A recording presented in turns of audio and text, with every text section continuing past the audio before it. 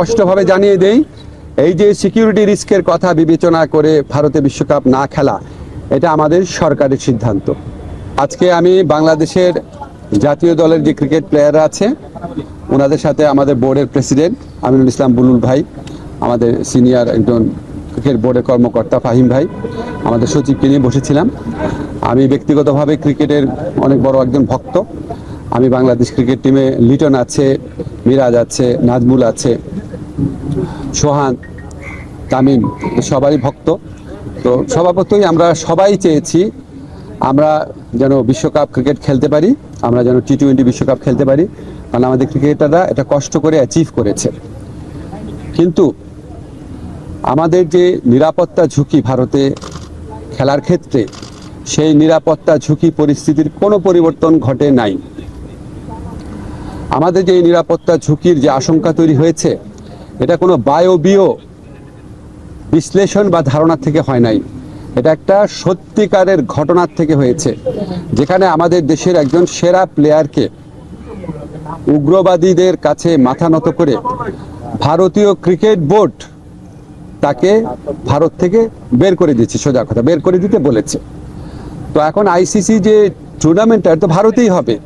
ICC আমাদেরকে যতই বলুক নিরাপত্তা আশঙ্কা নেই, আইসিসি নামে তো আলাদা কোনো দেশ নাই। যেই দেশে আমার একটা প্লেয়ার নিরাপত্তা পায় নাই, এবং যেই দেশে ভারতীয় ক্রিকেট বোর্ড সরকারের একটা এক্সটেন্ডেড পার্ট, তারাই আমার প্লেয়ারকে উগ্রবাদীদের চাপে নিরাপত্তা দিতে ব্যর্থ বা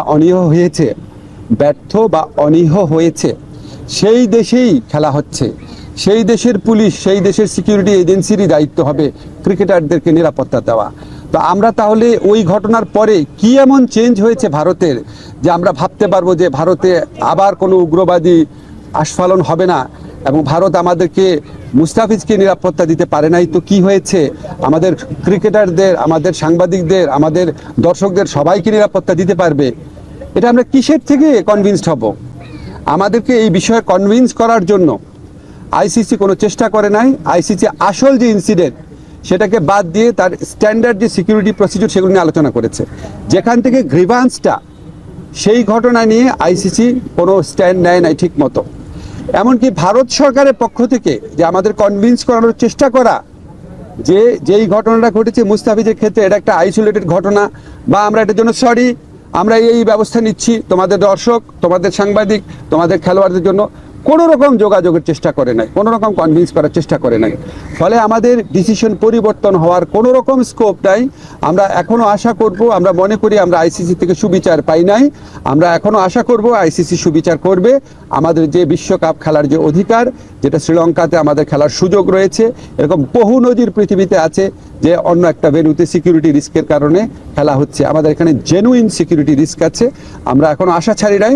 আমরা আশা করব আইসিসি আমাদের জেনুইন সিকিউরিটি রিস্কটা সুবিবেচনার সাথে নিয়ে আমাদেরকে শ্রীলঙ্কায় খেলার সুযোগ করে দেবে বিশ্বকাপ। আমরা সেই আশাবাদ নিয়ে এখনো অপেক্ষা করছি। ধন্যবাদ। আর বাকি যা বলার বুলবুল ভাই বলবে। আমার একটা মিটিং আছে, আমি আপনাদের থেকে কাইন্ডলি বিদায় নিচ্ছি। আচ্ছা, আমি আজকে ক্রিকেটারদের সাথে যখন কথা বলেছি, আমি প্রথমেই বলেছি ক্রিকেটারদের সাথে আমার যা কথা হবে সেটা আমাদের ব্যক্তিগত ব্যাপার, আমাদের প্রিভিলেজ কমিউনিকেশন। তাদের কারো কথা আমি সাংবাদিকদের বলবো না, তারা নিজেরা বলতে চাইলে বলবে। আমার কোনো কথা তাদেরকে কি বলেছি সেটাও বলবো না, শুধু এইটুক বলবো, কারণ এটা একটা প্রিভিলেজ কমিউনিকেশন। আমি যদি বলি যে ক্রিকেটাররা কি বলেছে সব আপনাদের বলবো, তাহলে তো ওরা মন খুলে কথা বলতে পারবে না। আমাদের এই সাক্ষাতের উদ্দেশ্যটা ছিল আমরা সরকার কেন এই সিদ্ধান্তটা নিয়েছে সেটা তাদের ব্যাখ্যা করে বুঝিয়ে বলা, কনটেক্সটটা বলা। আমার কাছে মনে হয়েছে যে তারা এটা বুঝতে পেরেছে, এটাই পারপাস ছিল, আর কিছুই না। আর তারা কি বলেছে সেটা বলার অধিকার আমার নাই। স্যার, একটা বিশ্বকাপ না খেলতে পারলে ক্রিকেটারদের যেমন ক্ষতি হবে, বোর্ডের ক্ষতি হবে, পুরো বাংলাদেশের ক্ষতি হবে, কারণ আমরা দর্শক বলি, আমরা রেভিনিউর কথা বলি। বিশ্বকাপ খেললে বাংলাদেশে কি ক্ষতি হবে সেটাও আপনাদের বিবেচনা নেওয়া উচিত। মাথা নত করে নিজের দেশের মানুষকে সিকিউরিটি রিস্কের মধ্যে ফেলে এই আঞ্চলিক রাজনৈতিক পরিস্থিতি বিবেচনা না করে একটা জেনুইন রিস্কের মধ্যে নিজের দেশের শুধু খেলোয়াড় না, দর্শক এবং সাংবাদিকদেরকে ঠেলে দিলে কি ক্ষতি হতে পারে সেটাও আপনাদের সবার বিবেচনা নেওয়া উচিত। আমি আর যাচ্ছি। আচ্ছা, লাস্ট কোয়েশ্চেন বলেন। আজকে আপনারা খেলোয়াড়দের নিয়ে বসেছেন, যেটা আমরা জানি কালকে আইসিসি মিটিং এর মাধ্যমে একজনের একটা সিদ্ধান্ত হয়েই গেছে, একটা নতুন একটা লাইসেন্স দেওয়ার পরে আজকে যে খেলোয়াড়দের সাথে বসলেন আপনারা যে সিদ্ধান্তটা নিয়েছিলেন মানে এর মাঝখানে কি আপনারা বসতে পারতেন না? কারণ খেলোয়াড়দের দিকে দেখা যাচ্ছে আর একটা আমি আপনাকে একটা কথা স্পষ্ট করে বলি, আমাদের খেলোয়াড়দের সাথে বোর্ডের সবসময় যোগাযোগ ছিল, ঠিক আছে? আমার সাথে যোগাযোগ তো আমার তো বোর্ড আছে, আমার তো মন্ত্রণালয় আছে। আর আপনাদেরকে আমি স্পষ্টভাবে জানিয়ে দেই, এই যে সিকিউরিটি রিস্কের কথা বিবেচনা করে ভারতে বিশ্বকাপ না খেলা, এটা আমাদের সরকারের সিদ্ধান্ত। কোনো একটা দেশের মানুষ অন্য একটা দেশে গেলে সিকিউরিটি রিস্ক আছে কিনা সেটা সরকার বিবেচনা করে দেখে, এটা অন্য কারো বিবেচনার স্কোপ নাই।